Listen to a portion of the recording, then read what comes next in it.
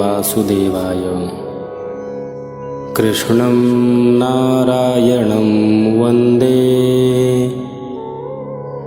कृष्णं वन्दे व्रजप्रियं,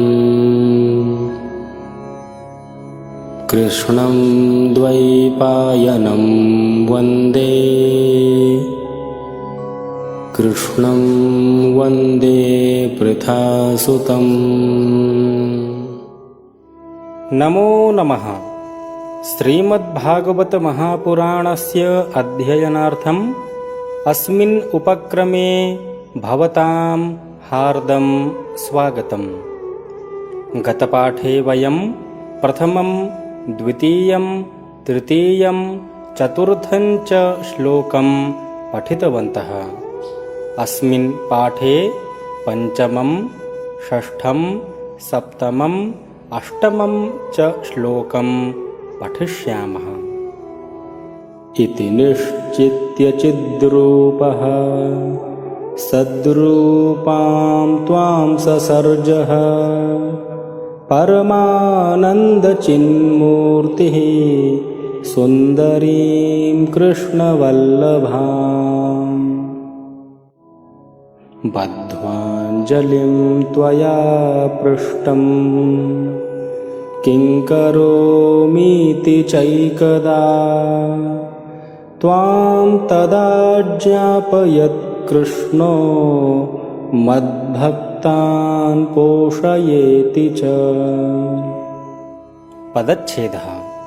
इति निश्चित्य चिद्रूपः सद्रूपां त्वां ससर्ज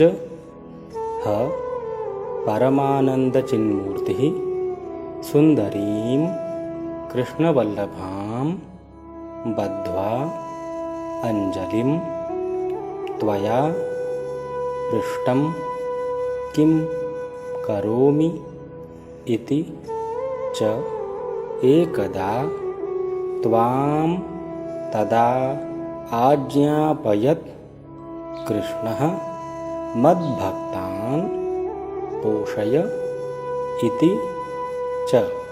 पदपरिचयः, भावार्थः च। इति अव्ययम्, इत्येतत् इति भावः। निश्चित्य इति कृदन्तम् अव्ययम्, निश्चयं कृत्वा इति भावः। चिद्रूपः इति अकारान्तपुंलिङ्गस्य चिद्रूप इति शब्दस्य प्रथमा विभक्तेः एकवचनान्तं रूपं चित्स्वरूपः इति भावः। सद्रूपाम् इति आकारान्तस्त्रीलिङ्गस्य सद्रूपा इति शब्दस्य द्वितीया विभक्तेः एकवचनान्तं रूपं सत्स्वरूपाम् इति भावः।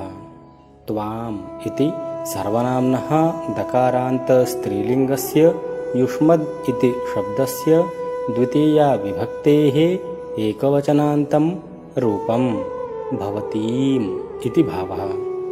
ससर्ज इति सृज् विसर्गे इति परस्मैपदिनः धातोः कर्तरि लिट्लकारस्य प्रथमपुरुषस्य एकवचनान्तं रूपं सृष्टिं कृतवान् इति भावः।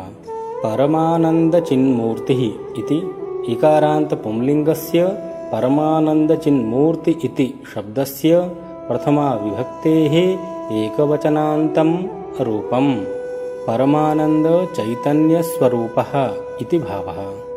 सुन्दरीम् इति ईकारान्तस्त्रीलिङ्गस्य सुन्दरी इति शब्दस्य द्वितीया विभक्तेः एकवचनान्तं रूपं रूपवतीम् इति भावः। कृष्णवल्लभाम् इति आकारान्तस्त्रीलिङ्गस्य कृष्णवल्लभा इति शब्दस्य द्वितीया विभक्तेः एकवचनान्तं रूपं भगवतः श्रीकृष्णस्य प्रेयसीम् इति भावः। बद्ध्वा इति कृदन्तम् अव्ययम्, बन्धनं कृत्वा इति भावः। अञ्जलिम् इति इकारान्तपुंलिङ्गस्य अञ्जलि इति शब्दस्य द्वितीया विभक्तेः एकवचनान्तं रूपं नमस्कारमुद्राम् इति भावः। त्वया इति सर्वनाम्नः दकारान्त स्त्रीलिङ्गस्य युष्मद् इति शब्दस्य तृतीया विभक्तेः एकवचनान्तं रूपम्। भवत्या इति भावः। पृष्ठम् इति अकारान्त नपुंसकलिङ्गस्य पृष्ठ इति शब्दस्य प्रथमा विभक्तेः एकवचनान्तं रूपम्। प्रश्नः कृतः इति भावः। किम् इति सर्वनाम्नः मकारान्त नपुंसकलिङ्गस्य किम् इति शब्दस्य द्वितीया विभक्तेः एकवचनान्तं रूपम्। किम् इति भावः। करोमि इति डुक्रीकरणे इति परस्मैपदिनः धातोः कर्तरि लट्लकारस्य उत्तमपुरुषस्य एकवचनान्तं रूपम्। करवाणि इति भावः। एकदा इति अव्ययम्। एकस्मिन् समये इति भावः। तदा इति अव्ययम्। तस्मिन् समये इति भावः।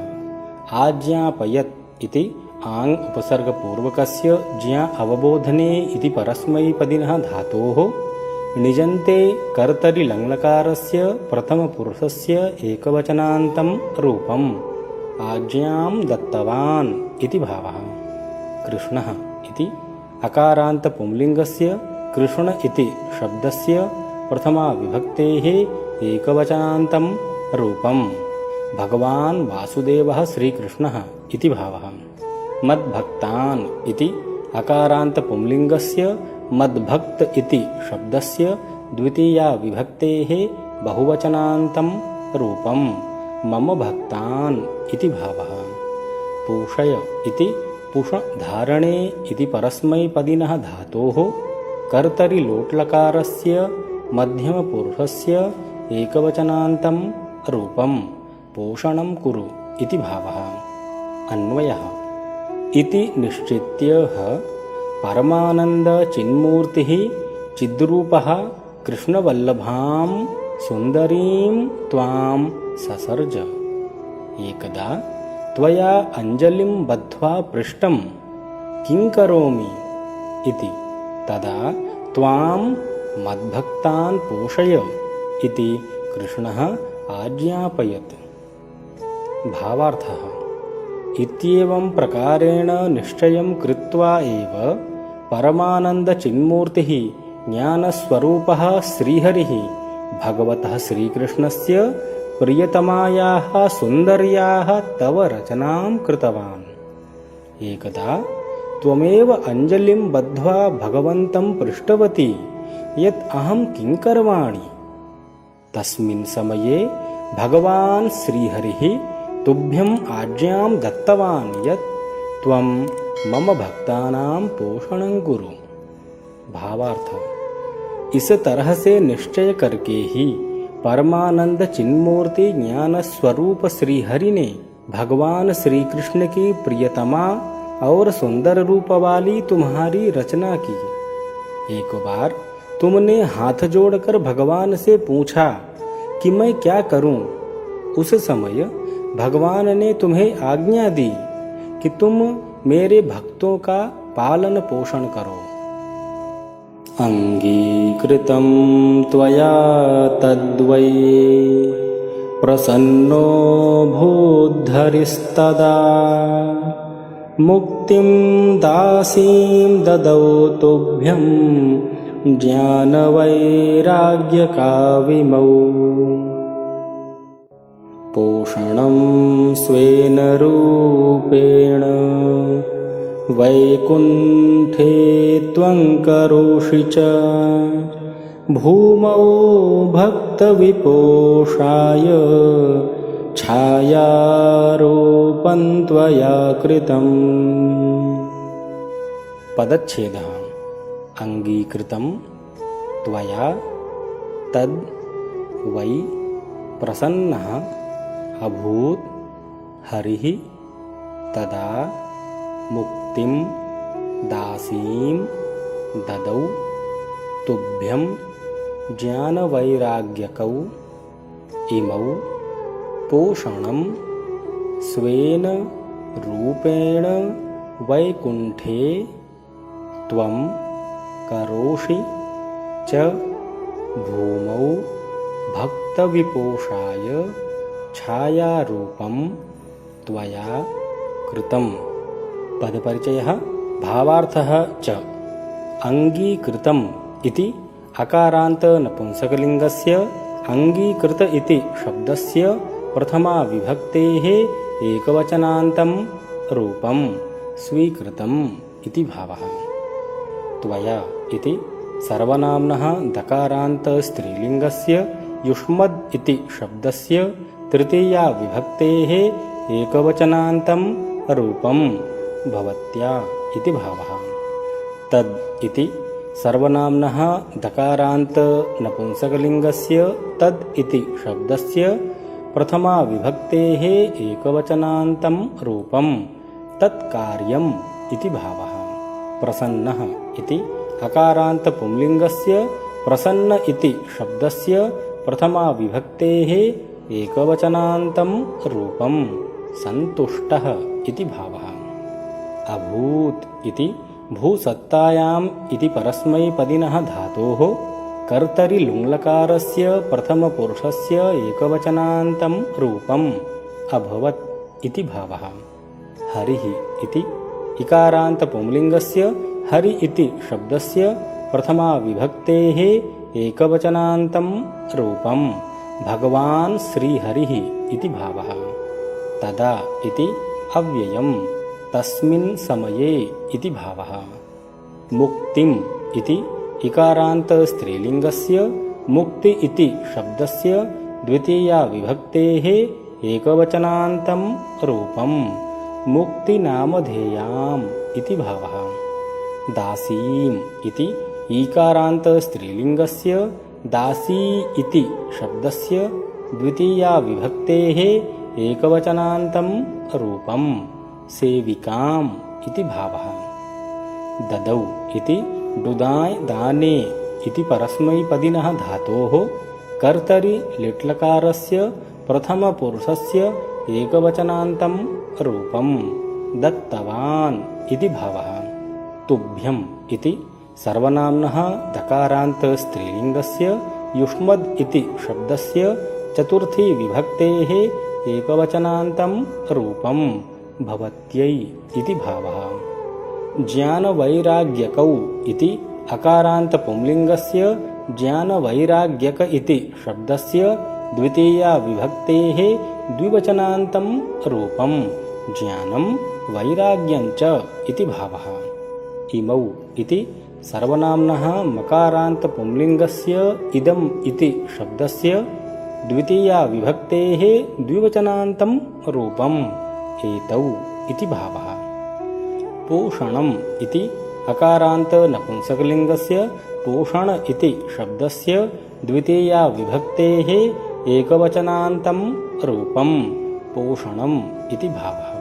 स्वेन इति अकारान्त नपुंसकलिङ्गस्य स्व इति शब्दस्य तृतीया विभक्तेः एकवचनान्तं रूपं स्वकीयेन इति भावः। रूपेण इति अकारान्त नपुंसकलिङ्गस्य रूप इति शब्दस्य तृतीया विभक्तेः एकवचनान्तं रूपं स्वरूपेण इति भावः।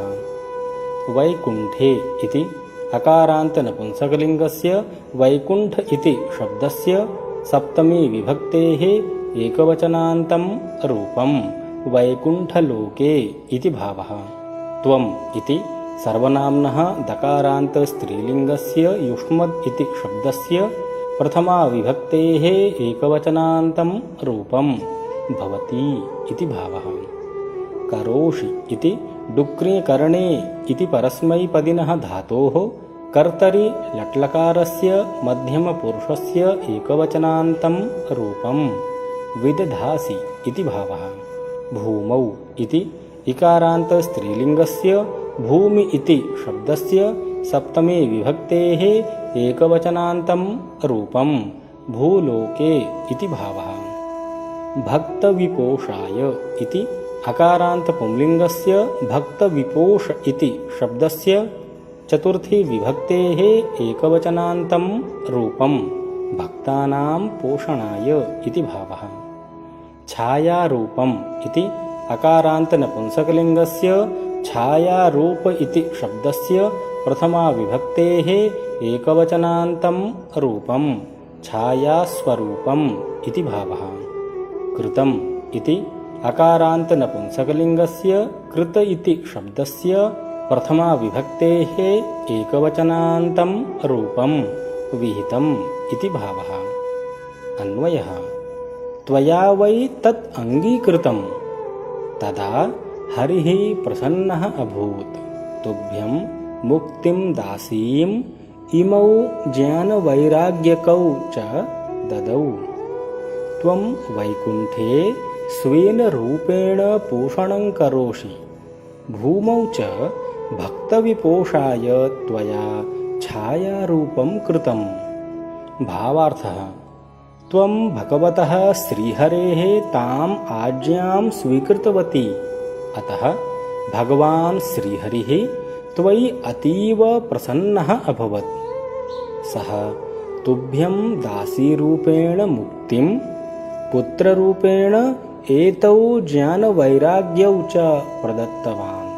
त्वं साक्षात् निजस्वरूपेण वैकुण्ठे एव भक्तानां पोषणं करोषि तथा च भूलोके तु त्वं तेषां भक्तानां पोषणार्थं छायास्वरूपं धारितवती असि।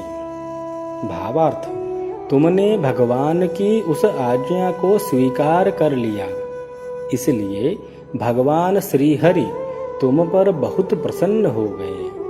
उन्होंने तुम्हारी सेवा करने के लिए तुम्हें मुक्ति को दासी के रूप में और इन ज्ञान और वैराग्य को पुत्र के रूप में प्रदान किया। तुम अपने साक्षात स्वरूप से वैकुंठ में ही भक्तों का पोषण करती हो और भूलोक में तो तुमने उन भक्तों के पोषण के लिए छाया रूप धारण किया है। अस्मिन् पाठे वयं पंचमं, षष्ठं, सप्तमं, अष्टमं च श्लोकं पठितवन्तः। अग्रिमे पाठे नवमं, दशमं, एकादशं, द्वादशं च श्लोकं पठिष्यामः। इयं भगवतः श्रीहरेः वाङ्मयी मूर्तिः, अतः अस्याः पूजा अपि वाङ्मयी एव भवेत् इति हेतोः अयम् उपक्रमः संकल्पितः वर्तते। भगवतः अस्यां वाङ्मयपूजायां सर्वेऽपि हरिभक्ताः संलग्नाः भवेयुः। शान्तिमन्त्रं वदामः।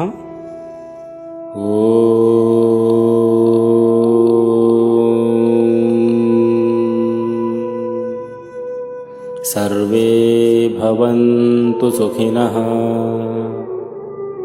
सर्वे सन्तु निरामयाः, सर्वे भद्राणि पश्यन्तु, मा कश्चित् दुःखभाग् भवेत्। ॐ शान्ति शान्ति शान्तिः।